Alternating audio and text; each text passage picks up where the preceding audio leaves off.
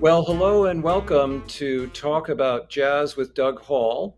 I'm your host, Doug Hall, and today's musical guest is Pavle Zvekic, and he is a Berklee College of Music uh, student and graduate, current graduate of the Berklee Global Jazz Institute in Boston, Massachusetts. Um, there is also an interesting side note, and we'll be asking him some questions later. He is a managing director of the Youth Jazz Rock Festival in Serbia. So, again, hello and welcome, Pavle. Thank And you.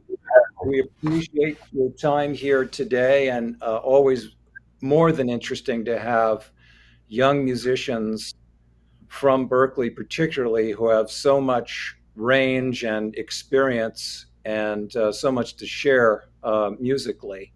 Um, I just wanted to start with your background, and I could preface that a little bit by telling our audience that I have interviewed Danilo Perez, and he's an amazing human being. He put together and is the director of the Berklee Global Jazz Institute, a concept that he created. The ideas being a bigger worldview, more inclusive of a greater variety of artists. And that is something that he has succeeded at enormously. And herein is an example. Um, an extraordinary student and musician and jazz pianist. And the system has included so much talent and so many amazing musicians. Um, I wonder, Pavla, if you could just talk a little bit about your journey, as you are Serbian, your journey musically and personally that brought you to Berklee. hmm Absolutely. So I was interested in music. I basically fell in love in music very very early, like since I was 7 years old, and I kind of knew even then that that's what I want to do professionally. Hmm. And I knew that I want to pursue it as an art form, in any way possible, because in my household music was always around. Although none of my parents are musicians, I Hmm. was bombarded by amazing music from a tender age. So my father in particular showed me a lot of jazz, a lot of minimalism, a lot of contemporary classical music, a lot of rock related genres like post punk, alternative rock, grunge, which I'm also absolutely in love with, and I play to this day. So by nature, I decided to go to a music school in Serbia. Where I met a lot of inspiring professors, and then I was fortunate enough to meet some alums, some alumni from Berklee College of Music that are originally from Serbia, and thanks to their help and thanks to some prior experiences with band leading and just being around a lot of great jazz musicians back home, I managed to do the audition for Berklee College of Music. Ended up getting into it. Um, did the undergrad at Berkeley. But I have met Marco Pignataro, who, together with Danilo Perez, runs the Berklee Global Jazz Institute. I actually met him in 2018, which is when I started flirting with this idea of attending the Berklee Global Jazz Institute master's program, which I ended up doing now. And I'm really happy that I did so because it's really shaping me in a nice way. Hmm. So much so that it gave me enough confidence to release my first solo piano album. That's kind of an inspiration of all of that music that I mentioned prior, including some of those hardcore genres that I mentioned, like punk and post punk and stuff like that. But it's really a solo jazz piano album that's actually coming out on November 17th. I'm not sure when is this podcast going to be released, but yeah, that's a very very brief overview of how Right. I got to this point. Right. Well, I'm going to ask you about the upcoming release later, so we make sure that our audience can hear the title of the album, and they can certainly find that through their own resources. Back to the Global Jazz Institute itself. Could you talk more directly about maybe its personal experience or impact on you from possibly a mentor relationships? I often find that Berklee students have a very strong mentor experience. Yes, definitely. It's actually fascinating because as Danilo probably told you when you got an opportunity to interview him, there are visiting artists who regularly come to Berklee Global Jazz Institute. Some of them are John Patitucci, Nicholas Payton, Adam Cruz, Ben Street, some of the finest contemporary jazz musicians, basically. And the fact that I get to work with them either in small groups or one on one, even in certain instances, and of course with Danilo, which is obvious. It's incredibly inspiring because these people are not only like the amazing craftsmen and amazing artists and performers, but they're just as amazing as educators, and they're all very kind and supportive. That's what really struck me, because I felt, and that's something about the Berklee Global Jazz Institute that I felt from the get go, is they care who you are beyond music. Like, yes, they care about the music, but they simply view music as a means of expressing your own message and your own personality, and that's something that Danilo really fosters, and it that's incredibly inspiring. Like I have it they make each student feel like they have a personal relationship with each mentor. And obviously I one of my biggest mentors from the undergrad and now at Global as well, because he also teaches master students, is Laszlo Gardoni, from Hungary. Amazing jazz well, from the United States, because he's lived here for the past, I don't know, 40 years, but originally Hungarian, who is probably one of my greatest influences, and one of my biggest well, he just supports me in every way artistically, so he Yeah. was really inspiring, and I could thank him for a lot of my artistic steps. So those are some of the people, some of the names that I can't help but mention when it comes to great mentors. Yeah, well, coming around full circle, Laszlo was one of our first guests on this program, Oh, so I will send you his interview. And then I perfect. went to hear him play at the Lily Pad in Cambridge. What is it? 3 weeks ago now? 4 weeks ago? Oh, I Um, was there. yeah, I thought you might have been. Yeah, because Yeah, certainly a lot of his students appeared to be there. yeah. Um, yeah, we had a really wonderful conversation. He's so very he's intense, but yet he's very personal and obviously very passionate um, and dedicated. Um, so that's an interesting cycle. I find that with some of the interviews with the students that we've connected with some of the faculty. Well, I think actually we're going to move directly into the listening portion of our interview here today. And we have two selections where we're going to listen to a segment of each. And the first one is Solitude. And Pavla, if you want to set it up at all, if you want to just sort of touch on inspiration or any sort of thoughts regarding it before we queue up just a segment of Solitude. Absolutely. Solitude, also known as Small Hours 1, Uh, is the beginning of a compilation of compositions that I've composed for the past 2 years, usually after midnight, which is why that compilation is called Small Hours. And uh, it's actually okay. an intro to to the second part of the same composition, called Stoic Paranoid, that basically illustrates my vibe, or rather my atmosphere and my emotions after midnight when I'm alone with the piano. And I see. often unpredictable things happen. I hear things that I can't hear during the day.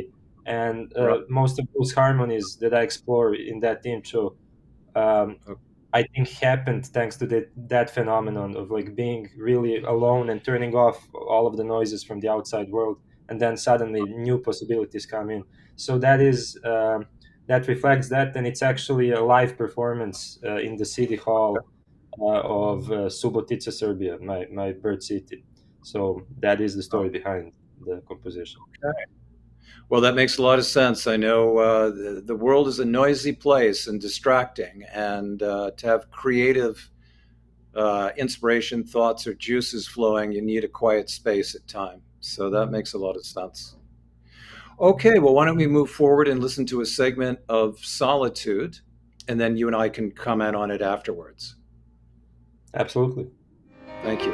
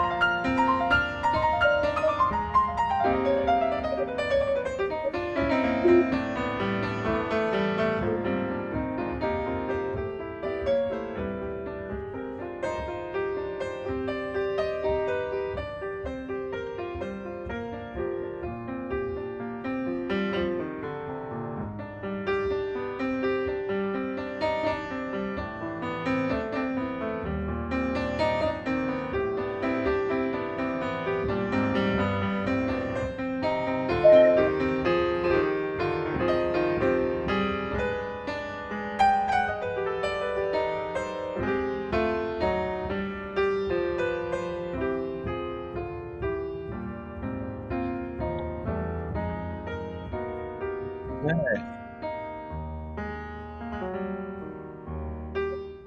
We, as we fade out from listening to that segment, I'm amazed at all the intricacy, a lot of your notes as they play into chords, and I often make some notes for myself when I listen to every guest artist's piece, and I feel kind of like there's both a somber sort of contemplative feel, very emotional, deep feeling to the music, to the notes, and yet there's still a melody that moves, and I almost feel like there's still a little, almost a little bebop thrown in there as well, with a little sort of fast paced notation going on. Um, and it seems to me, and I've listened to a lot of jazz, and a lot of jazz pianists are my favorite artists. Yet I don't have a schooling or a background. But Bill Evans seems to sound. So many young artists seems to be influenced by Bill Evans, and I don't know if that's the case with you at all. Well, yes. First of all, thank you for taking notes of all of those aspects of the composition and the improvisation. I think all of that is there, including the bebop, as you mentioned, because I'm obviously influenced by the tradition of jazz and everything. Hmm. But yeah, well, Bill Evans is someone who I really, really appreciate, and obviously a pianist who I admire. But it's interesting because a lot of people have made this comment. You're not the first one, actually. A Oh, lot of people said a similar thing. Yet he was never a big, direct influence on me. But right. I would say like the lineage of jazz is like that. You know, there's a Yeah. universal Heck, language, and people are influenced by other people. So me being yeah. influenced by some people like Kenny Kirkland and I don't know Hmm. Kenny Barron and um, even a later generation of pianists that came after Bill Evans. Well, Kenny Kirkland, in fact, did come after that period. I Right. think it's like just it just happens to pass on naturally. So he was never a direct inspiration, like someone who I transcribed and Right. went deep into. But I think there's also something to say about the fact that he also had a classical background. In fact, he was a classical pianist as much as he was a jazz pianist, Right. and so do I. So do I have that background. I played classical piano since the age of I don't know 10 until like I was 16, which is when I made the transition to jazz and other popular genres. But I think a lot of that harmony and a lot of contemporary classical harmony that inspired Bill Evans also inspired me. So I think that's where that connection comes from. And we're also, well, Bill Evans was obsessed with counterpoint, and so am I. Uh, And I think in that okay. particular segment you played, there's a lot of that happening. Right. Well, great explanation, and thank you. And for our listeners, more of an education of the background in pianists, and there is always an evolving um, foundation of jazz on any instrument. Um, and the classical aspect came very clearly through to me when I heard you playing the Small Hours performance in appeared to be a church in your hometown in Serbia that was on YouTube that I watched earlier yesterday. It's actually the city hall of my town, but people often think that it's a cathedral or a church when they see the video. That Right. is the exact performance, just in the audio format, basically. So it's the Okay. same. We just heard a recording of that particular performance, but Okay. if your Beautiful. viewers are interested in seeing the video, it's on my YouTube. It's my first and last name. But yeah, thank you for noticing that, and I love that particular piano. Is one of my all-time favorite pianos that I ever played on, and it's interesting Uh, because it's located in a Serbian city with 100,000 people, and I've uh, tried some pianos like in London. I've tried all of the okay. pianos at Berklee. Basically, I played some amazing pianos in my life. Yet this piano in a small city in the north of Serbia is still like one of the best I ever played. So it really inspires me, and I play differently in it. So thank you for pointing that out. Yeah. All right. Well, I'll have you maybe set up the next composition of yours. Again, the title is in Serbian, so I'll let you pronounce it and then give us just a little bit of an introduction, which again is also performed live at the same city hall that you just spoke of. Yes, the composition you are referring to is called Sojka Ptica, and it is actually a traditional folkloric melody from the Balkans. Uh, I believe it originated from Bosnia, which is one of the neighboring countries of Serbia, mhm. and it speaks of a bird and of a bird song. So that's where the melody comes from, and I arranged it in my own way and kind of made a true composed version of it. Tried to add all of my classical influences, all of my jazz influences into that folkloric tradition to the best of my abilities and while trying to remain honest. That's the story behind it. Okay, wonderful. Well, let's give it a listen, and we and I can both chat about it afterwards.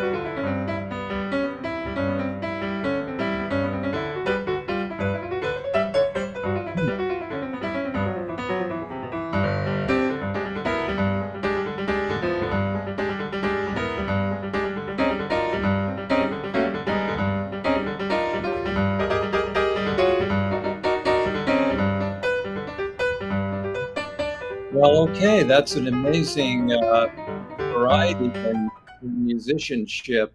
In the pace of that is seems to be extremely fast, and I'm wondering. My notes tell me it's very dense and commanding with punctuating chords, as well as a lot of individual note runs. Um, Mhm. and I'm wondering, how is it that, as you compose, how is it that you decide where you're going to change kind of the composition moving from something more dense to light? That is a great question, and I think, interestingly enough, both of the examples that you played, and this is great that you played those particular segments of the compositions. Both of them were kind of somewhat in the climax, Uh, in okay, terms of both in terms of dynamics and technical facility and even tempo. okay, But what I find interesting about both musical examples that you played is, actually they start off rather peacefully and with a much slower pace, and that I think that speaks to my tendency, which again I can't help but keep going back to that because it is a very strong part of my background. Genres like alternative rock and post rock and all of okay, that stuff. I think interesting. it's really deep within me to when I go for solo development and motivic development in my soloing. I somehow can't contain myself, but I can't help but go a bit extra. Like I have to like give my full body and my full emotion at that moment, and I think that often results in sounding very exciting. Not exciting, but sounding very excited, like sounding Sure. like I. I really want to get out everything out of me, but it usually comes from a very, very slow and peaceful development. And I can't help but usually play with that kind of an arch. Like the beginning is like very peaceful, then I kind of go nuts in the middle, and it kind of goes back to that peaceful mode. And it's something that I've noticed even when I play in ensembles. It just Oh, happens to be like my way of storytelling. right. And I think both examples that you played were at that point of the composition. So but it's something that I'm not as conscious of when playing. I'm more conscious of it when I listen back to it, and I'm like, oh, maybe I got a bit too excited there. But it is who I am, so I Right, accepted it. I used to be critical of it, but now I've accepted that it's the way I develop my material. right. Well, that's a very good explanation. I think it's clear when you listen to the piece how both densely complicated it is, and then your ability to, as you say, lift off into the arc of trying to say a lot and a lot musically. And it's an intense piece. And Thank you. thank you for sharing that with us. With the time we had left, I wanted certainly to ask you about your involvement in the development of the Youth Jazz and Rock Festival in Serbia. So, however you want to touch on that, explain it, or relate it is completely up to you. But I'd love to. I'm sure the audience would very interested. Thank you, and thank you for mentioning that. Yes, so I founded the Youth Jazz and Rock Festival back in 2018, and it's been happening for the past 6 years. And I've also been the managing director of it because it's not a large team. But essentially, Youth Jazz and Rock Festival is an international music festival that takes some of the most interesting and fresh young artists from it started with only artists from the Balkans, from the Balkan region, so like the countries around Serbia in that part of Europe, and presenting them. And the reason why I called it the Youth Jazz and Rock Festival is because back when I started the festival, although my opinion has changed a bit, it broadened. But my argument was that all contemporary genres branch out somehow from those two worlds, from jazz and rock. And of Right. course, rock wouldn't exist without jazz. Any form of subgenres of rock wouldn't exist with the tradition and the lineage of jazz. So essentially, it's a music festival. It's more than a jazz festival. It takes some of the most interesting new happening artists, and we put them in a 3 day program in Subotica, Serbia, which is my Okay. birth city, northernmost city in Serbia. And it's also an eclectic festival. We have things like a silent movie night. We have workshops. And over the time the festival developed, we've had international artists from around the world. And 2 years ago was the first time that I brought Berklee College of Music students to the Oh, festival. oh, wow. And Okay. yes, so there was artists from Dubai, from Spain, from Oh, France, etc. And ever since then, ever since 2021, we started bringing Berklee College of Music students, and even Berklee College of Music professor Marko Đorđević, a Serbian drummer based in New York, who teaches at Berklee part time. Who is an absolutely astonishing artist. He plays with Matt Garrison and with a lot of people. And one of my thesis proposals for getting into the Berklee Global Jazz Institute, and one of my missions after the institute is actually to connect the institute with the festival. So we basically broaden the audience even more. And eventually, my idea would be to bring the most interesting European artists to the United States through that connection. So that is kind of what we're working with now. But in terms of music, it's everything. yeah. It's jazz, it's contemporary classical, it's electronic music, electronic dance music. It's all subgenres of rock. It's hip hop. It's neo soul. It's everything. It's just the most interesting and young artists that we seek for every year. That's what's the story behind the festival. Wow. Well, it reminds me, I had the opportunity to go to the Newport Jazz Festival in Newport, Rhode Island, and have been covering it as a writer and just as a music lover for about 8 years now. And I'm always introduced, and again, this is the great opportunity of festivals such as the one that you manage, is that it gives really unknown artists a chance to be on the stage and introduce themselves, to be heard, to play their version of jazz. And more times than not, when I go to the Newport Jazz Festival, it's 3 days now.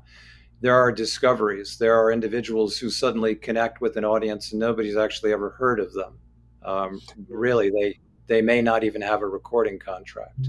But I think that's what's wonderful about your festival, as you explained, and that's really what works, I think, and most of the other major jazz festivals. Aside from the legends that need to be there to draw the revenue, the recording stars who are up and coming, it's the individuals that you know you're going to get surprised about. So that's wonderful. Um, hey, closing in on the end of our interview, I wanted just to touch very quickly on asking you just briefly that what is the jazz scene, if that's the right word to use, in Serbia, and then I'm going to ask you about your upcoming album. Yeah, the jazz scene in Serbia is developing, and I think it's growing rapidly, especially in the past 15 years. Although jazz was always a tradition in Serbia since the late 1930s, believe it or not. I believe that the Belgrade big band was developed in like 1937 or something like that. Okay. And Wow. this is something that people don't know, but Serbia has plenty of international jazz festivals. For Hmm. instance, the Belgrade Jazz Festival is turning 40 this year, I believe, Okay. which is quite Oh, extraordinary. So I grew up. It's not a part of like mainstream culture, popular culture. It's not what people talk about when they talk about Serbia. But I grew up seeing people like Joy Calderazzo, Kurt Elling, the Yellow Jackets, Wallace Rowney, Robert Glasper, all of these people in Serbia, believe it or not. So that was also a huge part of my development. And there was a okay. festival in my city called Jazzic, that I'm really fond of. Unfortunately, it doesn't exist anymore, but that's where I saw a lot of these artists. So it Oh, does exist, and there's some clubs going on, and some young musicians that are passing the torch right now. great. Well, in closing, I just thought I'd have you say a few words about your upcoming release, its title, and when it's going to be released. Yes, thank you. So my upcoming album is entitled Small Hours, and it will come out on November 17th. It's mainly a collection of live recordings of me playing solo piano, or although there's a few instances of pieces performed without an audience. And it really tries to illustrate what I previously mentioned in the interview, which is those moments in which I'm absolutely alone and free to express myself without any background noise. And whatever comes out of that is, I think, the most honest version of me, because I don't have to wear a mask at night alone while sitting at the piano. But it's also an album of gratitude. It's an album that wouldn't exist like without the encouragement of people that I mentioned. Like, obviously family comes first, but without Right. Laszlo's encouragement and without encouragement of some of the professors I mentioned, it wouldn't Mhm. exist. So it's also my expression, through uh, through their input, and it's my story, shaped and influenced by the people that I admire. So it's not an entirely lonely album, despite its background story. Right. Well, thank you so much for being with us as a musical guest. And I think your career has really been extraordinary already. And I hope listeners will seek out some of your recording performances on YouTube. And certainly, you have an upcoming album that you've just mentioned, Small Hours, which will be released later this month in November. So thank you again, Pavla, for being a guest with us today. And I wish you the very best in your future career in music and performance and whatever direction that will take you. So thank you. Thank you very much, and thank you for hosting this. Bye bye.